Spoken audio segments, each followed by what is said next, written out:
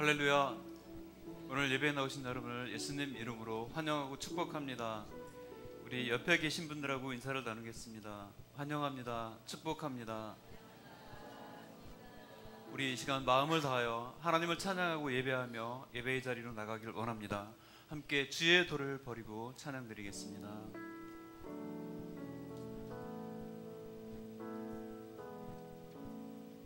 주의 도를 버리고 주의 도를 버리고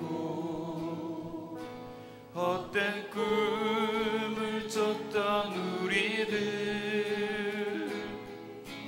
거짓과 교만한 마음을 용서하여 주소서. 하나님의 긍휼로 부끄러운 우리 삶을 덮어주소서. 우리의 소망, 우리의 구원 주께 간구합니다. 성령의 불로 나의 맘을 태워주소서. 성령의 불로 나의 영혼 새롭게 하소서. 심한 고난을 받아 심한 고난을 받아 살 소망까지 끊어지고 죽음과 같은 고통에서 주를 보게 하셨네.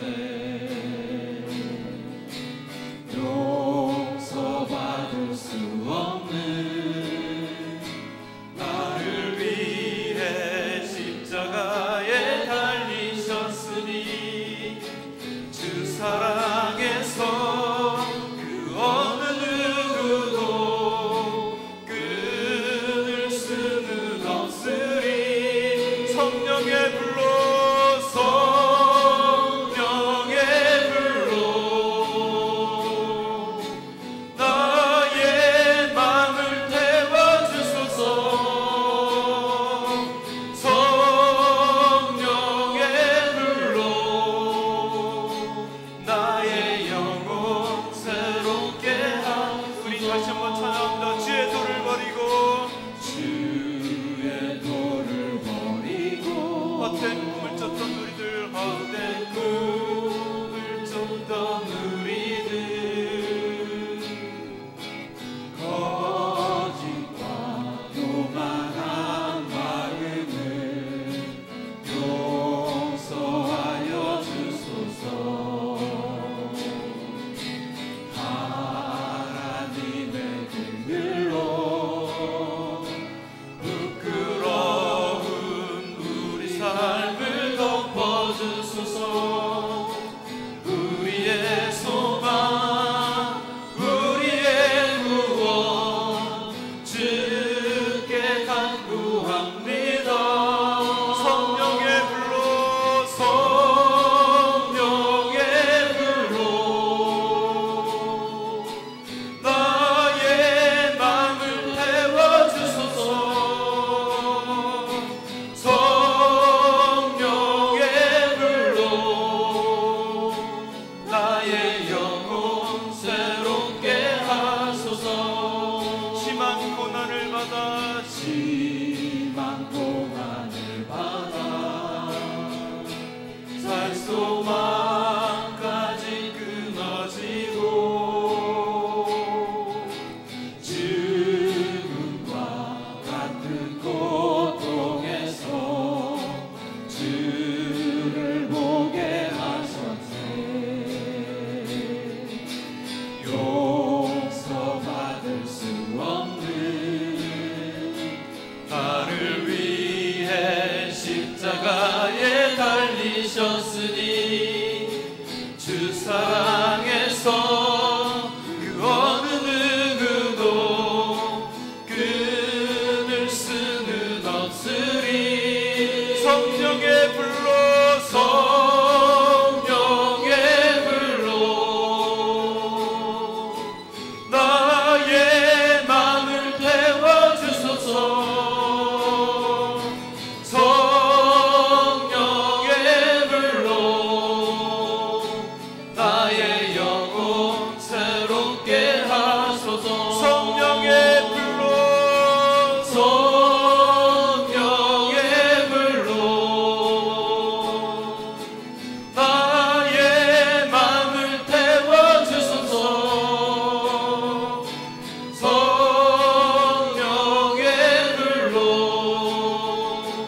나의 영혼 새롭게 하소서. 나의 영혼 새롭게 하소서. 나의 영혼 새롭게 하소서.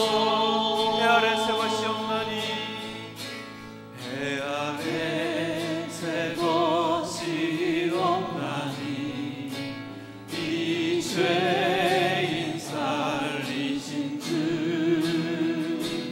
보라 새롭게 된 피조물 주의 놀라운 권능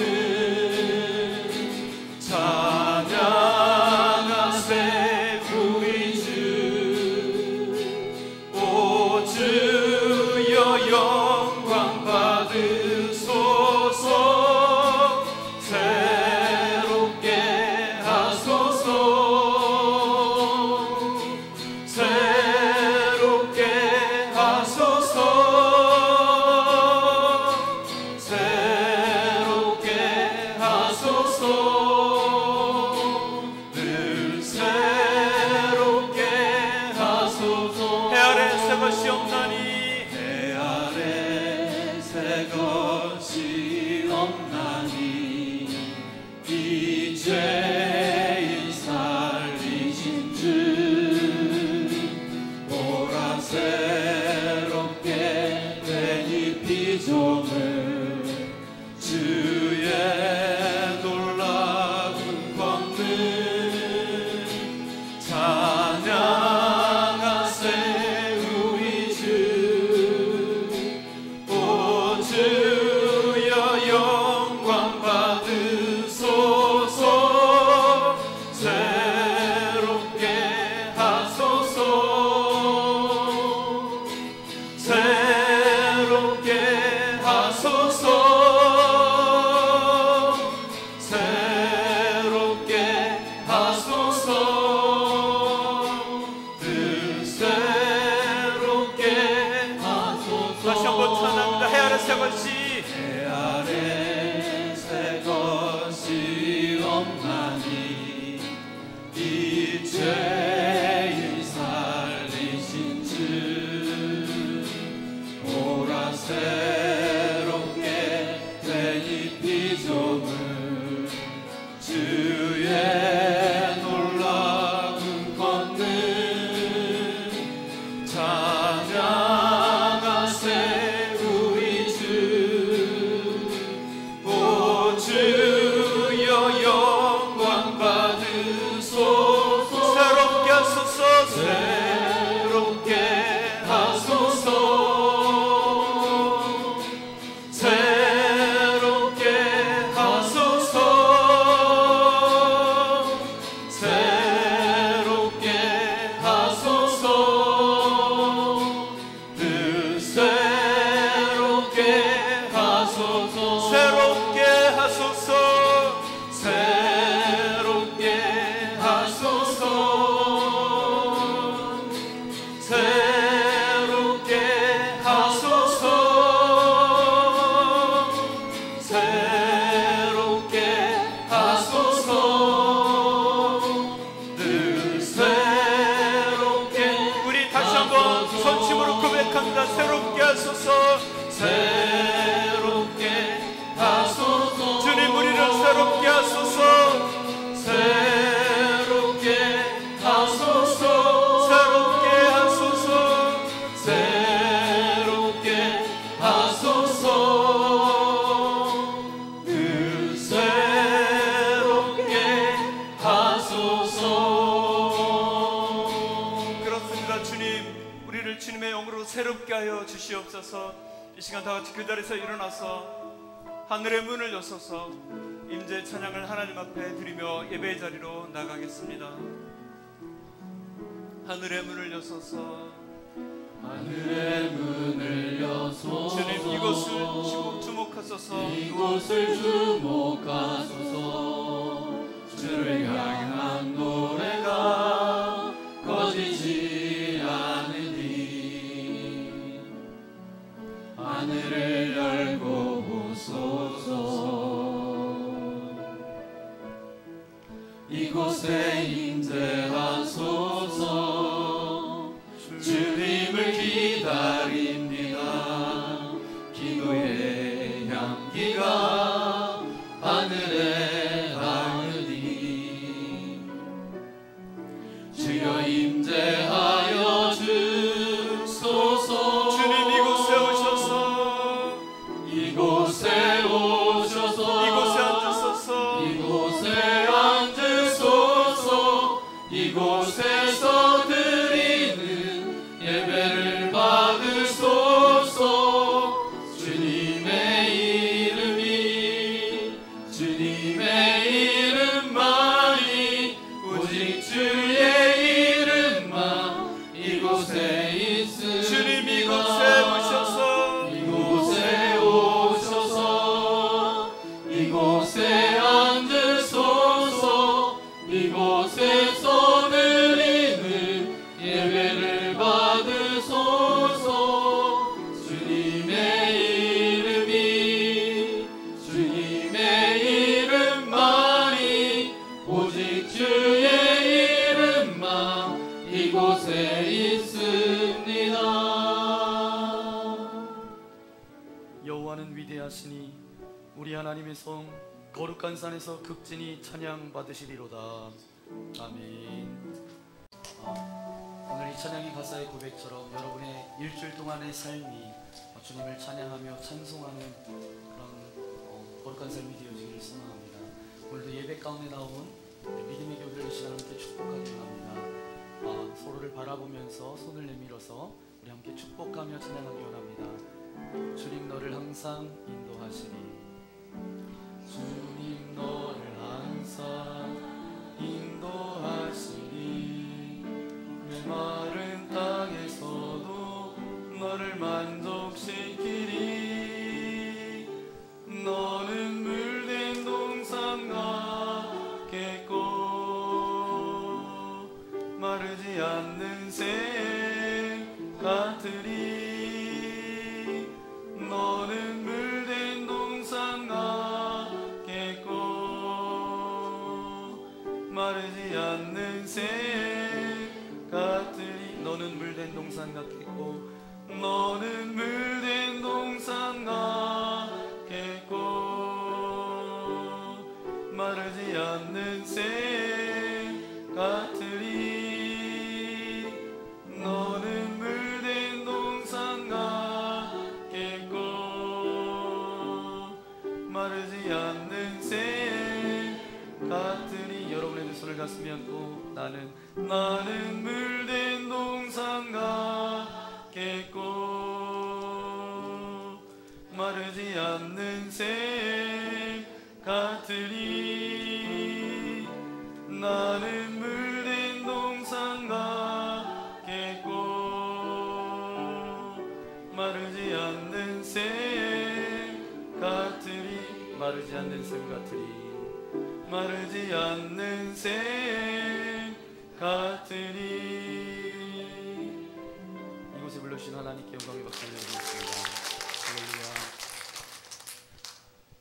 여러분 노란색 종이에 기도문 보시면 되고요. 혹시 글자가 작아서 못 보시는 분은 앞에 스크린 봐주시면 함께 기도하실 수 있습니다. 우리 마음을 모아서 여름 사역을 위한 기도문 우리 함께 기도하기 원합니다. 거룩하신 하나님, 우리를 구원하시고 우리를 사명의 자리로 인도하신 하나님께 감사와 영광을 올려드립니다.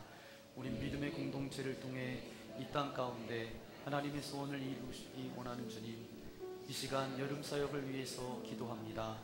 먼저 모든 사역에 기도보다 성령님보다 앞서지 않는 영적 민감함을 허락해 주시고 우리에게 은혜를 더해 주셔서 부득이함으로 감당하는 것이 아닌 기쁨과 감사함으로 감당케 하옵소서. 7월 28일 중고등부 비전 트립 가운데 함께 해주셔서 선교사님들의 발자취와 기독교 유적지를 밟으며 청소년들에게 신앙의 새로운 도약과 감사의 기쁨이 넘치길 소망합니다. 또한 이번 비전 트립을 통해 중고등부 예배가 회복되고 더욱 하나 되는 시간이 되기를 원합니다. 8월 10일부터 12일까지 있는 어린이 과학 캠프를 위해서도 기도합니다. 캠프를 통해 어린이들의 믿음이 성장하고 교회를 가까이 하고 하나님을 더 깊이 알아가는 시간이 되게 하옵소서. 많은 어린이가 참여할 수 있도록 모든 환경을 주관해 주시고 특별히 캠프를 진행하는 산성교회 섬김팀에게 지혜와 능력을 더하여 주옵소서. 8월 18일에 있을 지역 어르신 초청잔치를 위해서도 기도합니다. 준비되는 공연과 간증, 복음 제시를 통해서 잃어버린 기쁨이 회복되게 하시고 구원의 확신을 얻는 귀한 시간이 되길 원합니다. 또한 어르신들을 섬기는 철원만나교회와 산성교회가 예수님의 마음으로 한 분 한 분을 섬기게 하시고 서로 연합하여 선을 이루는 은혜가 있게 하옵소서. 출소할 것은 많되 일꾼이 적다고 말씀하신 주님, 이 시대 가운데 우리처럼 만나 교회를 사용하여 주시니 감사를 드립니다. 우리가 주님의 손과 발이 되어서 이 지역의 영혼들을 섬기는데 부족함이 없도록 늘 우리와 함께하여 주옵소서. 여름 사역을 통해 우리의 모습이 드러나지 않고 오직 하나님의 영광만 나타나길 소망하며 우리를 구원하신 예수님의 이름으로 기도드립니다. 아멘. 오늘 우리에게 주시는 하나님의 말씀 함께 찾아보기 원합니다. 신약 성경 히브리서 6장 1절부터 8절까지 말씀입니다. 계속해서 저희들이 히브리서 강해를 계속하고 있는데 오늘은 10번째 그렇게 강해 말씀을 함께 나누게 될 텐데, 오늘 히브리서 6장 1절부터 8절까지 말씀, 제가 1절, 여러분 2절 교독하기 원합니다. 그러므로 우리가 그리스도의 도의 초보를 버리고 죽은 행실을 회개함과 하나님께 대한 신앙과 세례들과 안수와 죽은 자의 부활과 영원한 심판에 관한 교훈의 털을 다시 닦지 말고 완전한 대로 나아갈지니라. 하나님께서 허락하시면 우리가 이것을 하리라. 한 번 빛을 받고 하늘의 은사를 맛보고 성령에 참여한 바 되고 하나님의 선한 말씀과 내세의 능력을 맛보고도 타락한 자들은 다시 새롭게 하여 회개할 수 없나니, 이는 그들이 하나님의 아들을 다시 십자가에 못 박아 드러내 놓고 욕되게 함이라. 땅이 그 위에 자주 내리는 비를 흡수하여 밭 가는 자들이 쓰기에 합당한 채소를 내면 하나님께 복을 받고, 만일 가시와 엉겅퀴를 내면 버림을 당하고 저주함에 가까워 그 마지막은 불사름이 되리라. 아멘. 오늘 히브리서 6장 1절부터 8절까지 말씀을 가지고 초보를 버리고 완전으로 라는 제목으로 하나님의 말씀을 함께 나누기 원합니다. 오늘 말씀을 보니까 이제 믿음의 형제 자매들에게 아주 분명한 제안을 하고 있어요. 어떤 제안이냐 하면, 명령이라 그러면 이제 너희들이 이렇게 하라라고 하는 것이 명령인데, 제안은 뭐냐 하면 우리가 그렇게 하자, 이렇게 제안하고 있어요.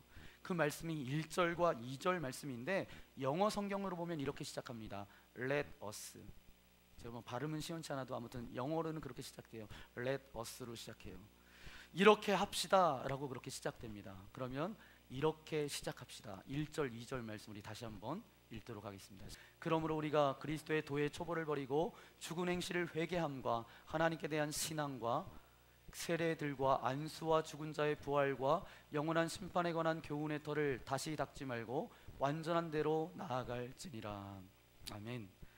이 두 절의 말씀을 한 문장으로 이렇게 요약하면 어떻게 이야기할 수 있냐 하면, 그리스도의 도의 초보를 버리고 완전한 대로 나아갑시다, 이렇게 한 문장으로 줄일 수 있습니다. 그런데 여기 말씀에 보니까 완전한데 라는 말이 있는데, 헬라어로는 텔레이오 테사라는 말입니다. 텔레이오 테사. 텔레이오 테사라는 것은 고대 근동 가운데 많이 사용했던 단어예요. 말이에요. 이제 고대 근동 사회에서는 철학자들이 굉장히 있었습니다. 철학자들이 혼자 철학을 하지 않고 많은 제자들을 모집해서 함께 생각이 맞고 뜻이 맞는 철학자들이 함께 모여서 그렇게 이야기도 나누고 그렇게 했어요. 그래서 학파가 형성되어졌습니다. 예를 들면 피타고라스 학파가 형성되어졌어요. 피타고라스 학파가 형성되어졌는데 고라스들이 많이 모이게 되었어요. 이 고라스들이 많이 모여서 피타고라스 학파를 이루게 되었습니다.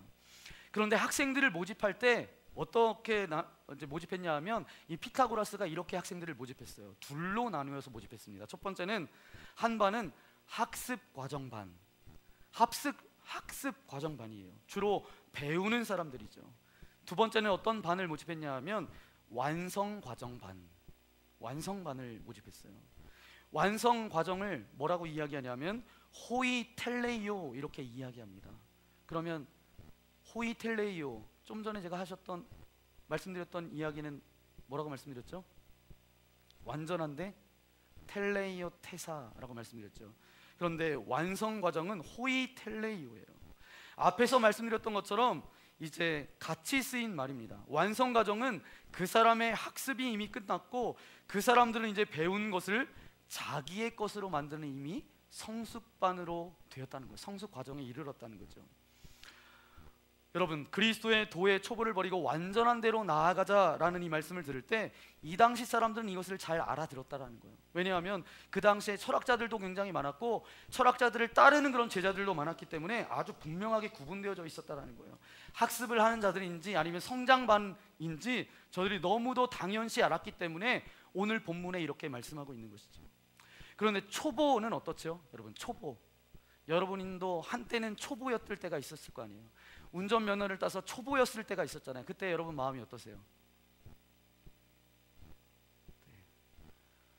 초보였을 때 뭐 다 기억나시진 않지만 여러분 막 두렵고 떨리는 마음으로 운전대를 붙잡고 그렇게 운전하셨을 거예요. 초보라는 것은 뭐냐 하면 이제 눈이 열리게 됐다라는 거예요. 새로운 지식과 새로운 경험으로 이제 내가 새로운 삶의 관점으로 달라지는 단계가 초보의 단계입니다. 이 초보의 단계에서는 누구의 영향을 가장 많이 받죠? 누구의 영향을 가장 많이 받을까요? 선생님의 영향을 가장 많이 받을 거예요. 선생님을 어떤 사람을 만나느냐에 따라서 달라질 거예요. 그리고 주변에 어떤 사람과 어울리냐에 따라서도 달라집니다. 누가 어떤 말을 하냐에 따라서 달라지는 단계가 이 초보의 단계입니다. 이 단계에서 배우는 것 때문에 새로운 것을 배운다는 거 어때요? 기대가 되기도 하고 놀랍기도 하고 감격도 되고 감동도 되지만 또 그만큼 갈등도 되고 의심도 되고 회의도 드는 단계가 이 초보의 단계입니다. 이 초보의 단계 가운데는 어떤 부분이 필요하냐 하면 끝없는 돌봄이 필요해요. 끝없는 돌봄이 필요하고 관심과 사랑도 요구되어지는 단계입니다. 그래서 이 단계를 초보 단계라고 해요. 이 초보 단계 다음에는 완성 단계가 있어요. 성숙의 과정이 이제 그 과정을 거치고 나서 자기의 생각과 자기의 철학이 완전히 익어지는 단계입니다. 이제는 배우는 것보다는 그것을 사고함으로 묵상함으로써 자기의 것을 만드는 과정이에요. 이제 기본 때문에 흔들리지 않는 단계입니다. 눈이 새롭게 열리기보다는 이미 가지고 있는 진리를 근거로 해서 하나하나 깨달아가는 그런 과정이에요. 이때는 남의 어떤 이야기 때문에 쉽게 흔들리지 않습니다. 주변의 어떤 이야기 때문에 좌로나 우로나 요동하지 않아요. 기본적인 진리에 대해서 논쟁하고 의심하는 것이 아니라 오히려 그것을 가지고 자기의 삶에 적용했을 때 어떠한 결과가 나오게 될 것인지 이제 유추해보는 그런 단계가 성숙의 단계입니다. 그러면 우리가 초보를 버리고 완전으로 나아가야 되는데 우리가 어떻게 해야 될까? 우리 첫 번째 우리 함께 고백해보기 원합니다. 하나님은 우리의 신앙이 초보에서 완전한 대로 나아가기를 원하십니다. 하나님은 어떤 분이세요? 우리가 초보에 머물러 있는 것이 아니라 완전한 대로 나아가기를 원하세요. 그렇다면 그리스도의 도의 초보를 버리라고 그랬는데 그것은 뭔가? 1절과 2절 말씀해 보니까 그것을 몇 가지로 우리가 이야기할 수 있는데 한 가지는 뭐냐 하면 죽은 행실을 회개하고 죽은 행실을 회개하고 라고 이야기하고 있어요. 이때는 죽은 행실을 회개하는 일이 일어납니다. 지난날에 그것이 죄인지도 몰랐어요. 하나님을 슬프게 하는 것인지도 몰랐어요. 그런데 그것이 뭐래요? 죽은 행실이래요. 그렇게 함으로써 삶이 파괴되는 줄도 몰랐습니다. 그런데 이제는 뭐예요? 그것이 죄인 줄도 알고 깨닫고 회개하면서 돌이키는 그런 작업이 일어나기 시작했어요. 아, 이것이 죄였구나. 아, 이것이 나에게 문제였구나. 깨달아지기 시작했다라는 거예요. 그 다음에 하나님에 대한 신앙이 생기기 시작합니다. 분명히 고백할 수 있어요. 하나님이 살아계시다는 거, 그분은 보이지 않으세요. 하지만 분명히 그분이 내 삶 가운데 역사하셔서 내 분을 간섭하고 계신다는 거, 하나님을 향한 어떤 신앙이 생기기 시작해요. 그 다음에 복음의 기초를 배우기 시작합니다. 그래서 오늘 말씀해 보니까 세례가 무엇인지, 안수가 무엇인지, 죽은 자의 부활이 무엇이고 영원한 심판이 무엇인지 옛날에는 다 나와 상관이 없다라고 그렇게 생각했던 것들이죠. 이제 배워가는 과정들이 처음에는 예수님을 주로 고백하고 하나님의 자녀가 되는 초보의 단계에서 일어날 수 있어요. 그러나 이렇게 배우는 단계이기 때문에 감격도 있지만 뭐도 있다라고 제가 말씀드렸죠. 갈등도 있고 회의도 있고 굉장히 흔들린다라는 거예요. 이것이 바로 초보의 단계입니다. 그런데 여러분, 여기에서만 머물 수가 없습니다. 그 다음에 우리가 성숙의 단계로 나아가야 돼요. 성숙의 단계는 이미 내 안에 들어와 있는 이 진리, 이 복음, 생명력 있는 삶이 구체적인 나의 삶 가운데 적용되어지고 그 속에서 하나님의 나라와 하나님의 영광을 위해서 아름다운 열매를 맺어가는 그런 단계의 삶이에요. 삶을 통해서 주님께 드릴 어떤 헌신의 계획도 있어야 합니다. 신앙의 내용이 이제는 나 중심으로부터 하나님의 나라와 의, 생명을 살리는 일로 바뀌어져야 돼요. 더 이상 이제 나 자신이 주님께 가까이 가기 위해서 괴로워하고 고통하고 그렇게 못하고 나를 힘들어하고 다시 쥐어짜고 그런 단계가 아니라는 거예요. 그렇기 때문에 계속 고민하는 단계가 아닙니다. 이제는 그 단계가 아니라 무슨 단계예요? 이제는 주변에 있는 사람들에게 관심을 갖고 사랑을 주고 그리고 그들을 변화시키는 어떤 그런 단계예요. 그런데 오늘 말씀해 보니까 그리스도의 도의 초보를 버리고 완전한 대로 나아갈지라 하신 다음에 3절 말씀해 보니까 어떤 말까지 붙이냐 하면 우리 3절 말씀 우리 함께 읽도록 하겠습니다. 하나님께서 허락하시면 우리가 이것을 하리라. 아멘. 만일 하나님께서 허락하시면 이라는 이 성경이 나올 때는 세 가지 의미가 내포되어져 있어요. 첫 번째는 뭐냐 하면 바로 이 일이 우리 손에 있지 않고 하나님 손에 있습니다. 그런 뜻이에요. 우리가 열심히 노력해봤자 그러나 이 일이 이루어지는 것은 우리의 손에 있는 것이 아니라 하나님의 손에 달려 있습니다. 두 번째는 어떤 의미가 있냐 하면 하나님께서 이 일을 기뻐하시고 원하신다라는 그런 확신이 그 가운데 담겨져 있어요. 그 다음에 세 번째로 이 일을 하게 되면 영적으로 우리가 비교할 수 없는 놀라운 영적인 축복을 맛보게 될 것이다라는 확신이 여기에 담겨져 있습니다. 그렇기 때문에 이 히브리서 저자 기자가 1절 2절 말씀해 보니까 영어로 제가 어떻게 시작한다고요? 네, Let us 이렇게 시작된다고요. 그러면서 3절 말씀에 하나님께서 허락하시면 우리가 이 일을 할 것이라고 말할 때에 이 세 가지 의미가 담겨져 있는 거예요. 이것이 바로 하나님께서 허락하시면 우리가 할 수 있다라는 그런 이야기입니다. 우리 스스로 나아갈 수 없지만 하나님이 허락하시면 어디까지 나아갈 수 있다라는 거예요? 완전까지 나아갈 수 있다라고는 말씀입니다. 우리의 노력만 가지고 되지 않아요. 영적으로 하나님이 우리 가운데 역사하셔야 이것이 가능하다라는 거예요. 그렇기 때문에 이 일을 위해서 우리가 더욱더 열심히 기도하고 하나님 앞에 매달려야 합니다. 저는 여러분에게 제안합니다. 기도할 때마다 내 원함만 채우고 내 간구만 하시지 마시고 이제 기도 제목을 바꾸세요. 하나님 나라를 위해서, 하나님의 의를 위해서 여러분 기도하는 것을 바꾸시기 바랍니다. 열방을 품으세요. 더 이상 나 자신만을 바라보지 말고 나 자신의 죽고 사는 문제에만 한정적으로 바라보지 말고 이제는 세계 열방을 품고 여러분 기도하십시오. 정말 하나님의 그 완성의 단계로 나아갈 수 있도록 여러분의 기도를 바꾸셔야 합니다. 어느 순간 하나님께서 그 모든 것들을 이루어 가실 거예요. 저는 믿습니다. 이것이 굉장히 중요해요. 이 일을 하나님께서 기뻐하시고 원하시는 것이기 때문에 그렇습니다. 하나님은 우리가 신앙의 초보에서 어디까지 나아가기 원하신다고요? 완전한 데까지 나아가기를 정말 원하시고 꿈꾸시고 여러분들에게 기대를 걸고 계세요. 저는 오늘 말씀을 준비하면서 제가 굉장히 고민을 많이 했어요. 오늘 제목을 어떻게 할까? 이 제목, 여러분은 별로 그런 걸 잘 모르시겠지만 제가 제목을 잡을 때 무한히 이제 고민하고 아무튼 어떤 것을 제목으로 할까.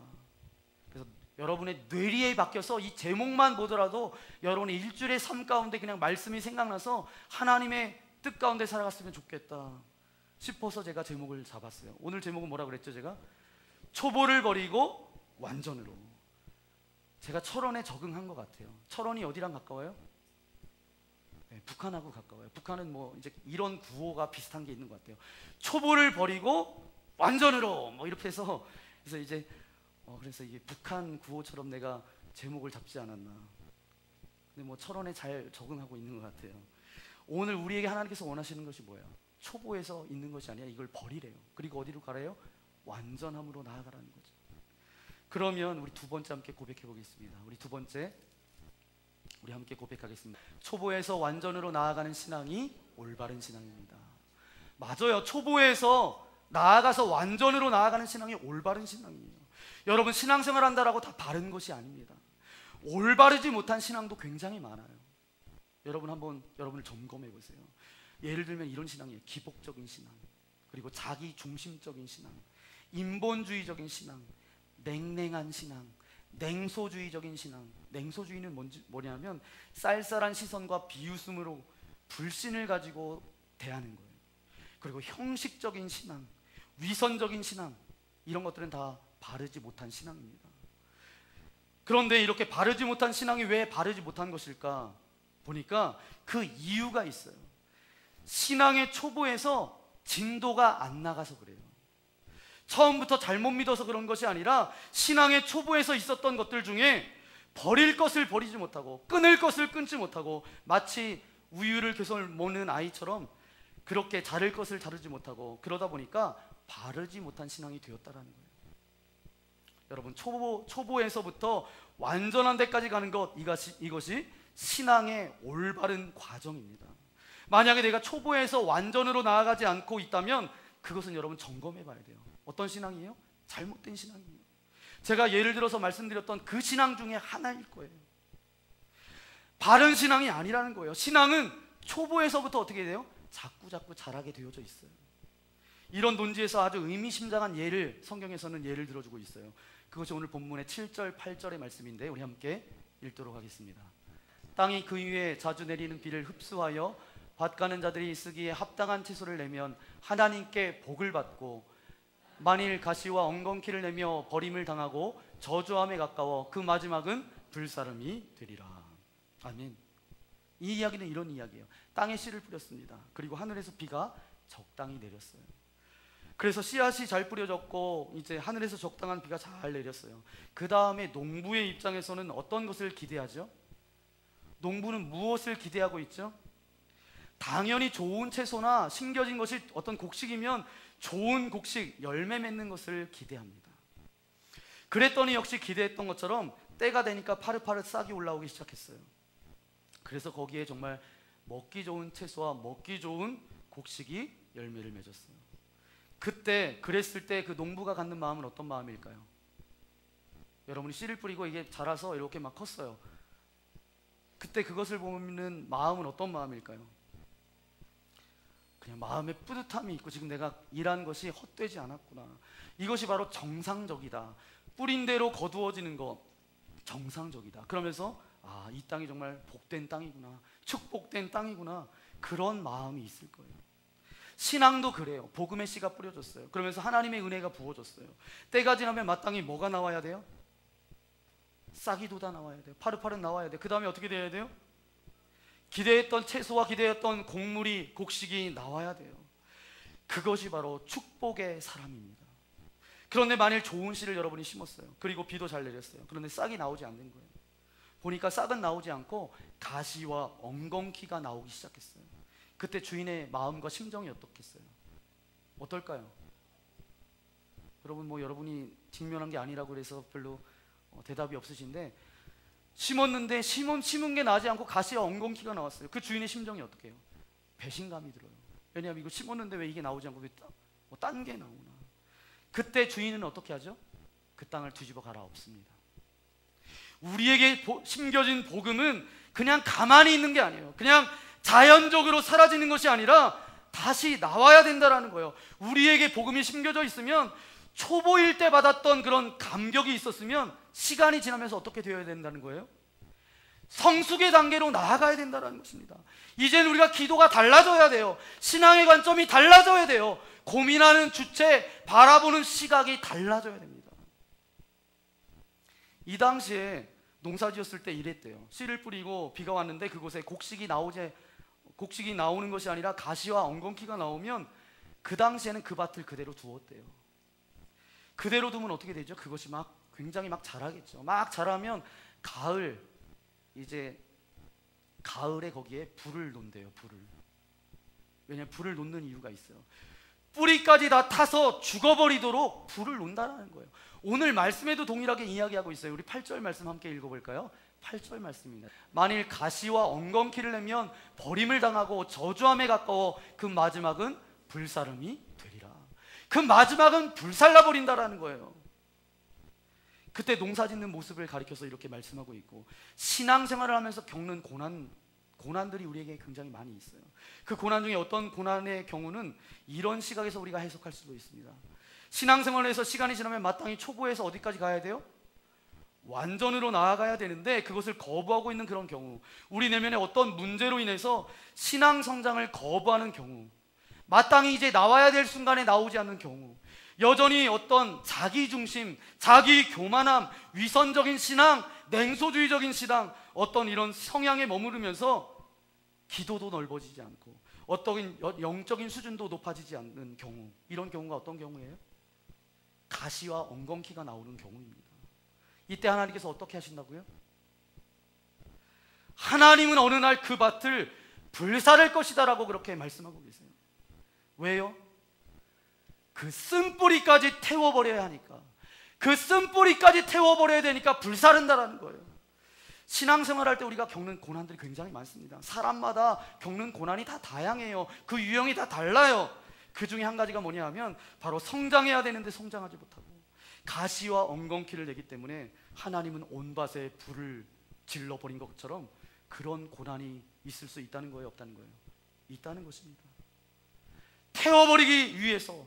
근데 태워버리는 거 그냥 태워서 불살라버리기 위함인가요? 그리고 다시 시작하고 싶어서 불태워버린다는 거예요. 그래서 7절 8절 말씀을 통해서 이렇게 말씀하고 싶은 포인트는 하나입니다. 신앙은 백스텝 하는 것이 아니라는 거예요. 신앙은 뒤로 후퇴하는 게 아니라는 거예요. 신앙은 절대 머물러 있는 것이 아니다라는 것입니다. 만일 신앙을 가졌음에도 불구하고 뒤로 머물러 가고 있다면, 뒤로 물러가고 있다고 한다면 그것은 바로 예수 그리스도를 다시 한번 십자가에 못 박는 것만큼 심각한 영적인 문제가 있다는 사실이에요. 오늘 성경은 그것을 이야기하고 있는 것이죠. 그러면 우리가 초보에서 완전으로 나아가면 하나님께서는 우리에게 어떻게 해주실까? 우리 세 번째 우리 함께 고백해 보기 원합니다. 초보를 버리고 완전으로 나아가면 하나님의 놀라운 축복을 맛보게 됩니다. 뭘 맛보게 된다고요? 하나님의 놀라운 축복을 맛보게 된다는 거예요. 그리스도의 도의 초보를 버리고 완전한 대로 나아가면 도대체 어떤 축복을 받느냐? 4절과 5절에 그 축복에 대해서 말씀하고 있는데 우리 4절 5절 말씀 읽도록 하겠습니다. 한번 빛을 받고 하늘의 은사를 맛보고 성령에 참여한 바 되고 하나님의 선한 말씀과 내세의 능력을 맛보고도. 아멘. 5가지의 축복을 말씀하고 있어요. 그 중에 첫 번째가 뭐냐 하면 비추임입니다. 비춰진다라는 거죠. 어둠 가운데 있는 사람들이 예수 그리스도를 믿으면 그의 인생 가운데 뭐가 비춰지기 시작해요? 빛이 비춰지기 시작합니다. 예수를 주로 고백하는 순간 빛이 그 가운데 임하게 돼요.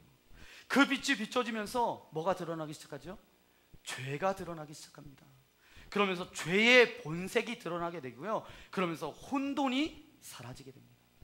왜 그래요? 어둠 가운데 있으면 여기가 의자인지 여기가 바닥인지 여기가 문인지 잘 몰라요. 그래서 부딪힐 수도 있어요. 근데 빛이 딱 비춰지면 어때요?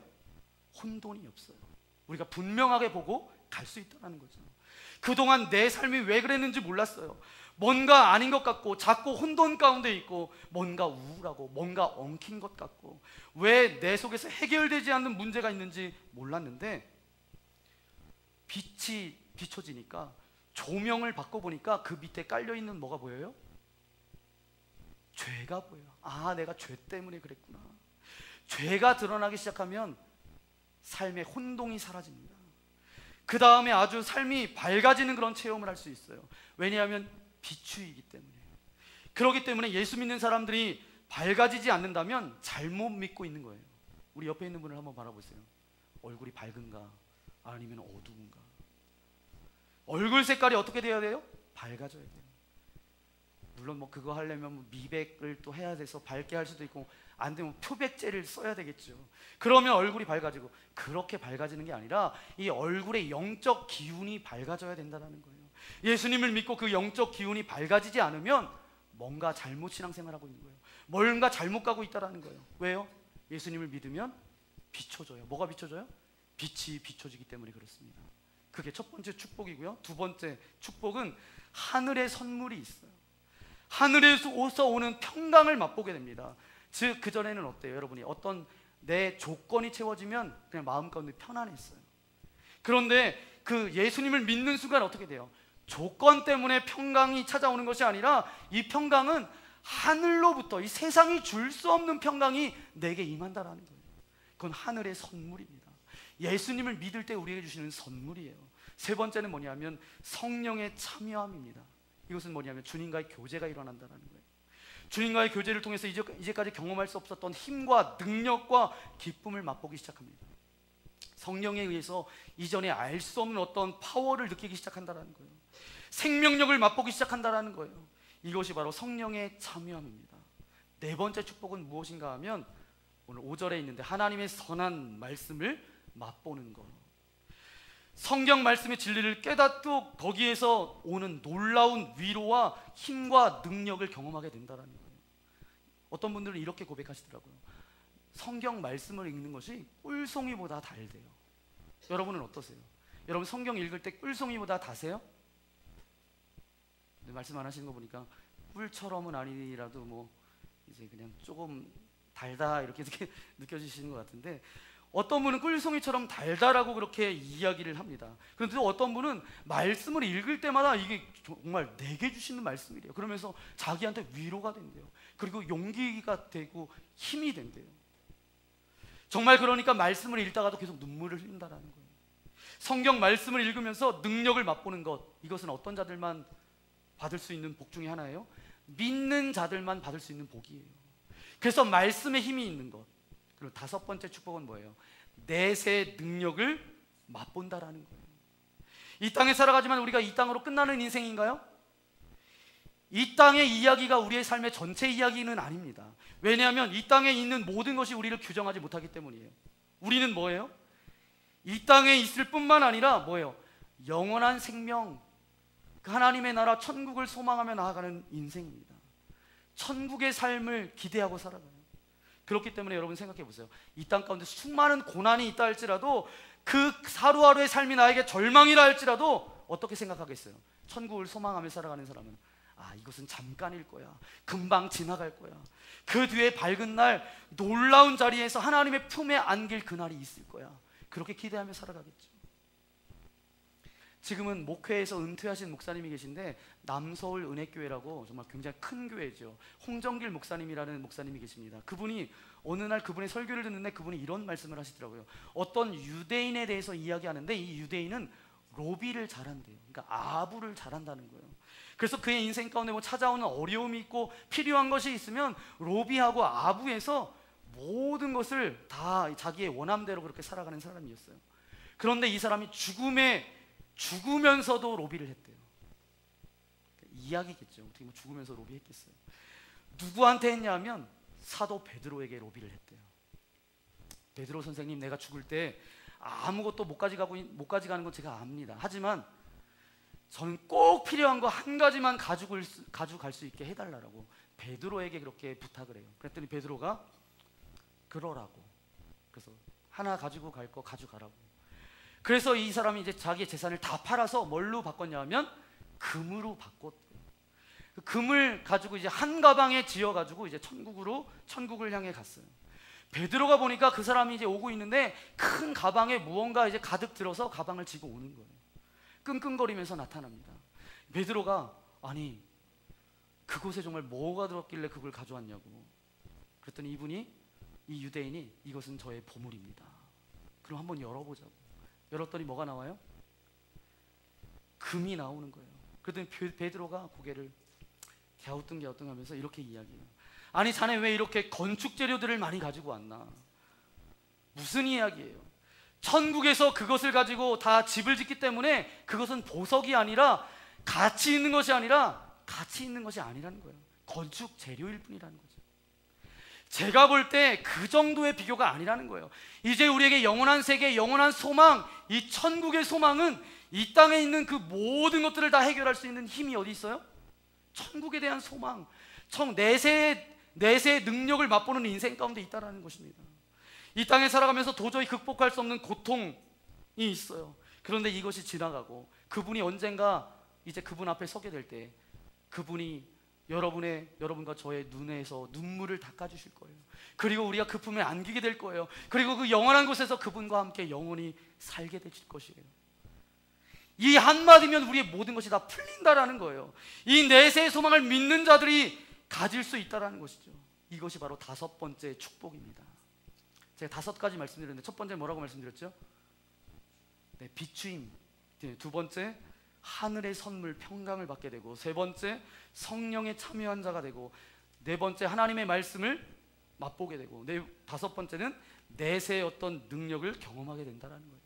이 5가지 축복을 우리가 가질 수 있다는 것이죠. 자, 이 5가지 축복, 이것을 바로 예수 그리스도를 구주로 고백하고 하나님의 자녀가 될 때 분명히 우리에게 나타난다는 것입니다.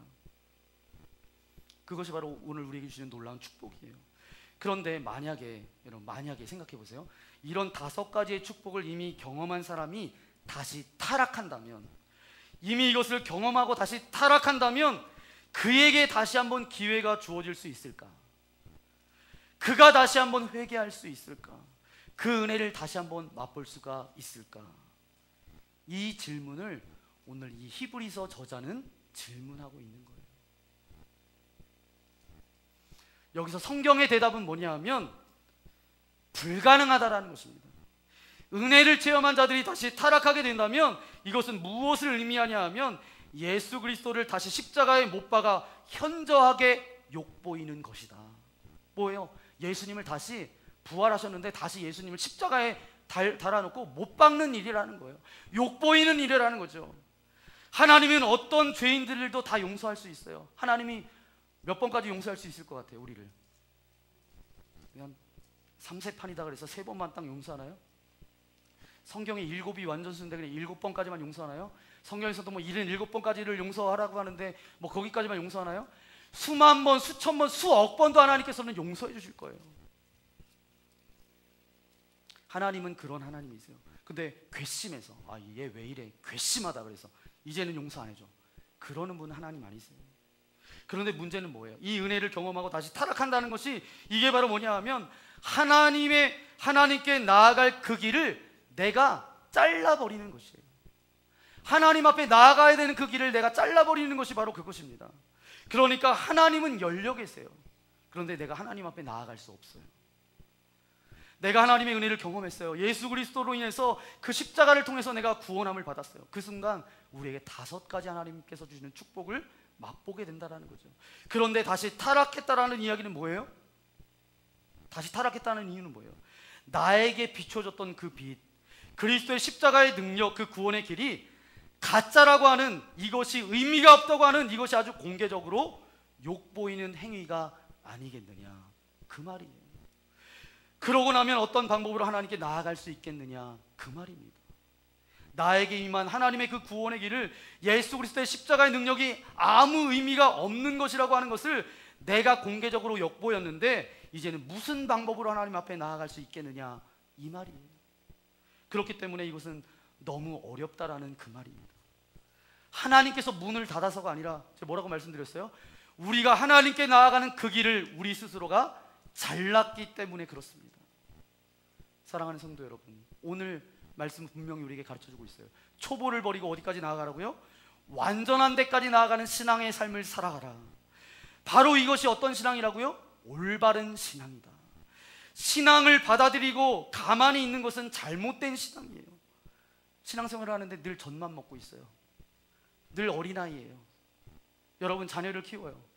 자녀를 계속 좋은 5대 영양소에 맞춰서 이제 식단을 짜서 그렇게 먹이는데도 아이가 자라지 않아요. 그런다라고 여러분 생각해 보세요. 그 부모의 마음이 얼마나 찢어지겠어요. 하나님께서도 그러시더라는 거예요. 우리를 불러주셨어요. 예수 그리스도를 믿음으로 말미암아 주로 고백하고 구원받은 하나님의 백성이 됐다라는 거예요. 이제는 초보에서 어디까지 나아가야 된다고요? 완전까지 나아가야 되는 것이 바로 올바른 신앙입니다. 여러분의 영적 관심이 이제는 자기 자신에게서 누구에게로 옮겨가야 돼요? 이제 하나님께로 옮겨가야 돼요. 처음 믿을 때는 다 내 중심이에요.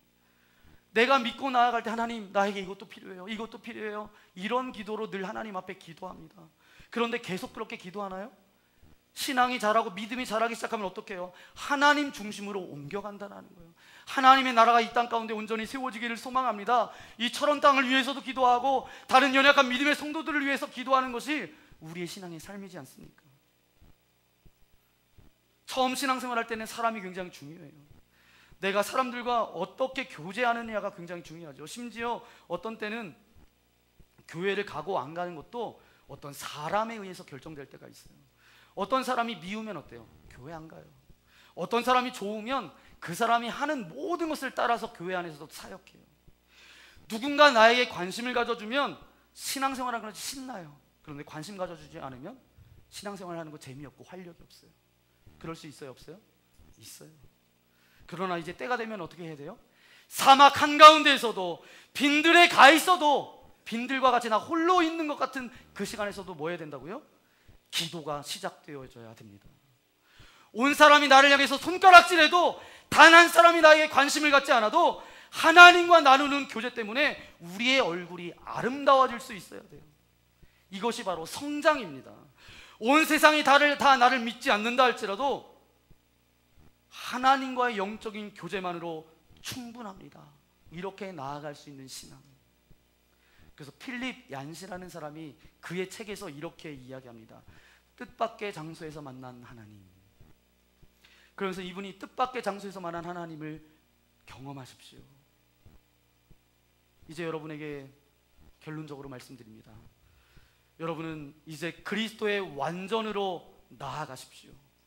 거기에 그렇게 나아갈 때 여러분은 5가지 주시는 하나님의 놀라운 은혜와 축복을 경험하게 될 것입니다. 그래서 계속 이렇게 성장함으로 매일매일 경험할 수 있게 되기를 주님의 이름으로 간절히 축원합니다. 날마다 젖을 먹는 인생이 아닌, 날마다 내 문제, 내 것, 내 입만 그것만 채우는 인생이 아니라 기도의 지경도 이제 나에서 주님으로 옮겨지고 주님의 나라와 주님의 영광과 주님의 의로 넓어지는 그런 신앙의 초보를 버리고 이제 완전한 데까지 나아가는 그런 저와 여러분의 삶이 되시기를 예수님의 이름으로 간절히 축원합니다. 이 시간 함께 기도하며 나아가기 원합니다. 주님, 오늘 말씀을 통해서 나의 신앙의 삶을 조명하여 주신 주님 감사합니다. 내가 그냥 교회는 잘 나왔을지 모르지만 신앙생활을 10년, 20년, 30년, 40년 했을지는 모르지만 아직도 젖이나 먹고 있는 초보에 머물러 있지는 않습니까? 내 생각과 내 뜻과 내 말과 내 모든 것만 채우려고 했던 그 초보에 머물러 있지는 않습니까? 이제는 초보를 버리고 그리스도의 완전까지 나아갈 수 있도록 하나님 은혜를 베풀어 주옵소서.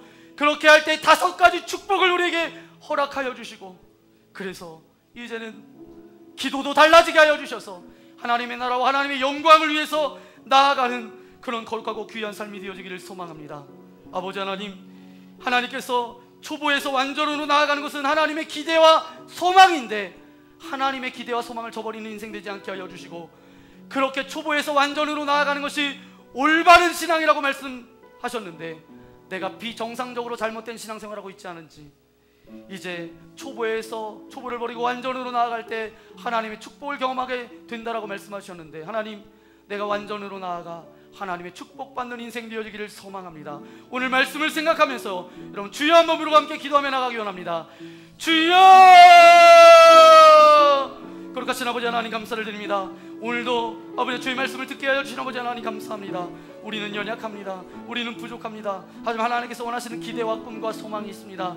초보를 버리고 완전까지 나아가기를 원하시는 아버지 하나님, 이제 하나님, 우리가 신앙이 정착되어져 있는 인생이 아니라 신앙이 백스텝하는 인생이 아니라 이제 아버지 전진하며 자라며 나아가는 인생 되어지기를 소망합니다. 신앙이 자람을 통하여서 아름다운 열매를 맺어지고 아름다운 열매를 통하여서 하나님께서 허락하신 5가지 축복을 받을 뿐만 아니라 또다시 어려움 가운데 있고 신앙의 연약한 자들을 위하여서 함께 중보하며 기도하며 사랑하며 관용하며 배려하는 거룩하고 귀한 인생들 되어질 수 있도록 아버지 하나님 함께하여 주옵소서. 나로 머물지 않게 하여 주시고 나로 향해 또 눈을 들어서 하나님의 나라를 위하여서 먼저 그의 나라와 그의 의를 구하는 주님의 거룩한 백성이 될 때에 아버지 이 모든 것을 더해주겠다라고 약속하셨던 놀라운 주님의 축복을 경험할 수 있도록 주여 역사하여 주옵소서. 우리와 함께 하실 것을 믿고 감사를 드리오며 우리 구주 예수님의 이름으로 간절히 기도하옵나이다. 아멘. 오늘 말씀을 생각하면서 함께 시간 찬양하며 나아가기를 원합니다. 하나님은 우리에게 거는 기대가 있으세요.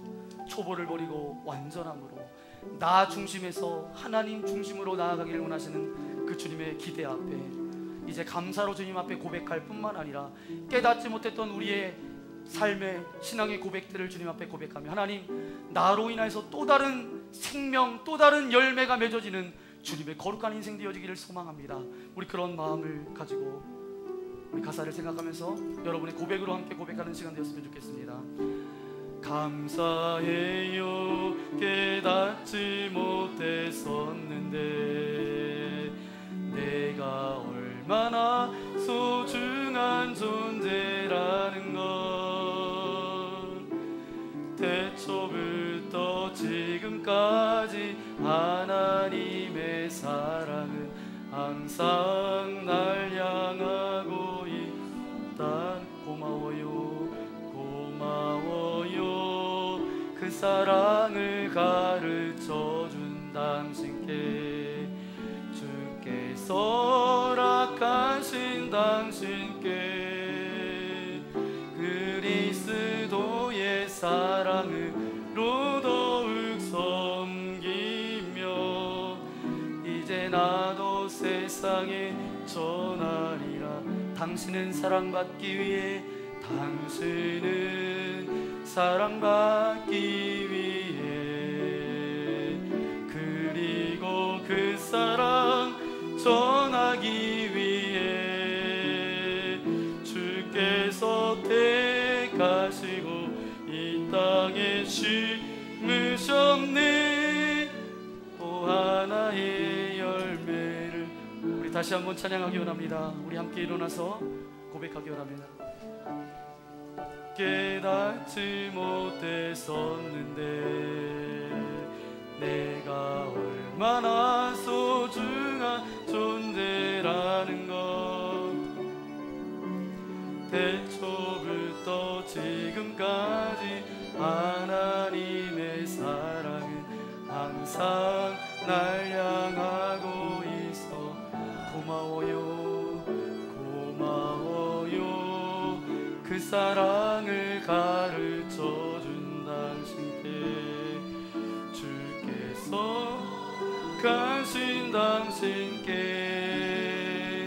그리스도의 사랑으로 더욱 섬기며 이제 나도 세상에 전하리라. 당신은 사랑받기 위해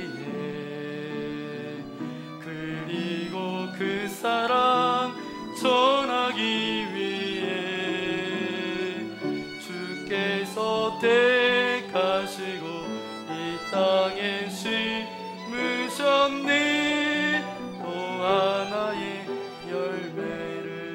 또 하나의 열매를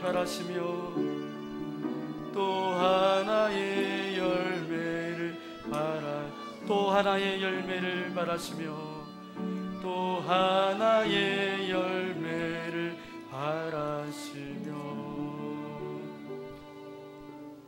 그렇습니다. 아버지 하나님, 우리가 반드시 들어야 될 말씀을 듣게 하여 주신 아버지 하나님 감사합니다.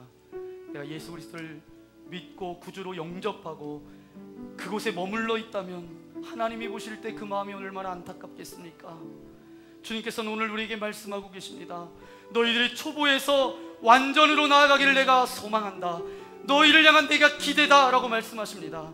초보에서 완전으로 나아가는 것이 올바른 신앙인데 혹여라도 내가 초보 가운데 계속 머물러 있다면 나의 삶을 점검케 하여 주시고 이제는 초보를 버리고 완전까지 나아갈 수 있도록 하나님 은혜를 베풀어 주옵소서. 초보를 버리고 완전으로 나아갈 때 하나님께서 주신 놀라운 축복, 5가지의 축복을 받게 된다라고 우리에게 약속하고 계시는데 하나님 그 축복을 누리는 하나님의 거룩한 백성들 되어줄 수 있도록 아버지 하나님 함께하여 주옵소서. 신앙생활을 10년 했어도 20년 했어도 여전히 나를 위해서만 기도하고 내 입만을 생각하고 나만 바라보는 인생이라면 오늘 주님 앞에 아버지 하나님 회개하며 나아갈 수 있도록 동행하여 주셔서 초보를 버리고 정말 완전한 데까지 나아갈 수 있도록 우리의 삶을 축복하여 주옵소서. 기도의 지경도 넓어지기를 소망합니다. 내 먹을 것, 내 입을 것, 내 필요만 채워서 기도하는 인생이 아니라 다른 이들을 위해서도 기도하고 선교사님들을 위해서도 기도하고 이 나라 이 민족을 위해서도 눈물을 흘려 기도하는 완전까지 이르는 거룩한 신앙인들 되어줄 수 있도록 은혜를 베풀어 주옵소서. 오늘도 예배를 드리며 귀한 헌금을 주님 앞에 올려드립니다. 이것은 단순한 물질이 아니라 우리의 마음이고 우리의 삶을 주님 앞에 올려드리오니 하나님 흠양하여 받아주셔서 이제는 주님께서 기대를 거는 그 기대만큼 우리가 성장하는 그런 믿음 가운데 나아갈 수 있도록 주여 동행하여 주옵소서.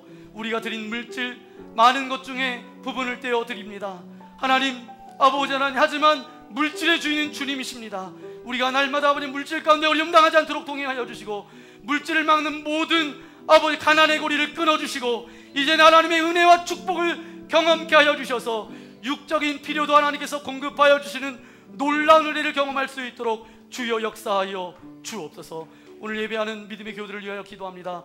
이 시간 하늘 문을 열어주시고 저들의 머리부터 발끝까지 주님의 능력 있는 손으로 안수하여 주셔서 저들을 묶고 있는 모든 근심과 염려와 아집과 교만함과 모든 자존심들 나사렛 예수 그리스도의 이름으로 명하노니 떠나갈지어다, 사라질지어다. 우리가 아버지 하나 정상적인 신앙생활을 하지 못하고 있습니까? 기복적인 것, 냉소주의적인 것, 아버지 형식주의적인 것, 그 모든 것 끊어지게 하여 주셔서 이제는 산제사로 주님 앞에 예배할 수 있도록 하나님 은혜를 베풀어 주옵소서. 원치 않는 질병 가운데 있는 일이 있습니까? 주님의 피 묻은 손으로 안수하여 주실 때 그 모든 질병들은 떠나갈 것이며 이제 육체적인 자유와 기쁨과 온전한 회복을 맛볼 수 있도록 하나님 은혜를 베풀어 주옵소서. 그래서 우리가 날마다 정체되어져 있는 것에서 날마다 우리의 믿음이 자라게 하여 주시고 완전까지 그렇게 나아가는 주님의 거룩한 백성들 되어질 수 있도록 함께하여 주옵소서. 이제는 이 땅 가운데 찾아오셔서 우리에게 영원한 생명과 소망을 허락하여 주신 예수 그리스도의 크신 은혜와 하나님 아버지의 넓으신 사랑하심과 말할 수 없는 탄식으로 우리를 바라보시며 이제는 초보에서 초보를 버리고 완전한 데까지 나아가기를 소망하며 우리에게 기대를 거는 그 하나님의 기대 가운데 우리가 응답하며 나아가기를 결단하는 주님의 사랑하는 아들 딸들 머리머리 위에 저들의 가정과 직장과 교회와 이 나라 이 민족과 또 복음을 들고 수많은 나라에 나가서 증거하는 우리 선교사님들 가정과 사역 위에 이제로부터 영원토록 함께하옵시기를 간절히 축원하옵나이다. 아멘.